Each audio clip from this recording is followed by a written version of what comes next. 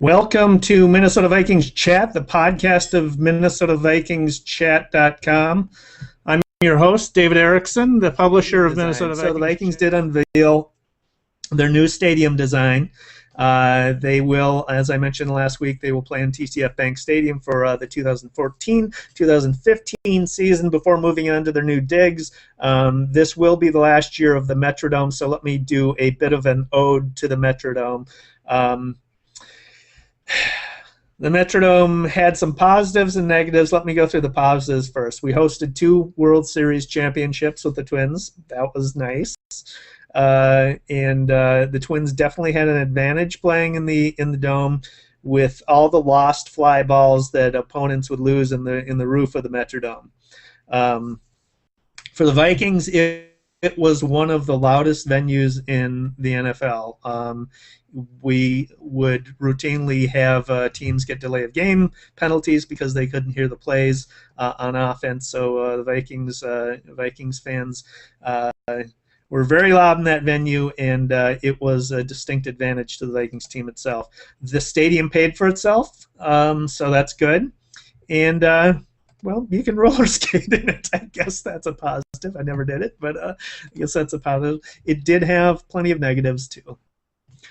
So the dome is an awful, awful, awful experience for fans. The suites, which I've been in a couple of games at, are way too far away from the action.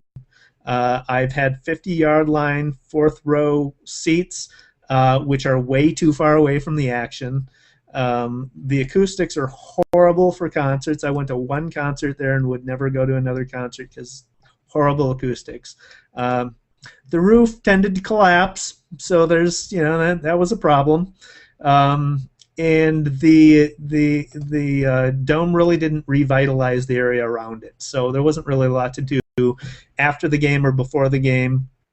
Tailgating was something you did sort of off-site in parking lots, and the only thing around the dome is Hubert's Bar, so didn't really revitalize the area. So the Vikings, with this new design, are emphasizing the fan experience with the new design. So they're very cognizant of the awful experience the dome had, with better sight lines, closer field to the action. They are also thinking about the pre- and post-game experience, so they're hoping that people will not just come for the games, but stay afterwards and come before the games. So that's good too. And I'm going to spend more time on this subject, but I'm going to be doing a separate interview with an architect, so we can get a better informed decision about the design and what it might bring to the Vikings experience. So look for that soon. With that, I'm going to wrap this podcast. And so make sure that you go to MinnesotaVikingsChat.com, MinnesotaVikingsChat.com/subscribe to subscribe to the email update. If you don't want to miss any of these podcasts, get them delivered directly to your inbox at MinnesotaVikingsChat.com/subscribe. Like us on Facebook at Facebook.com/MinnesotaVikingsChat.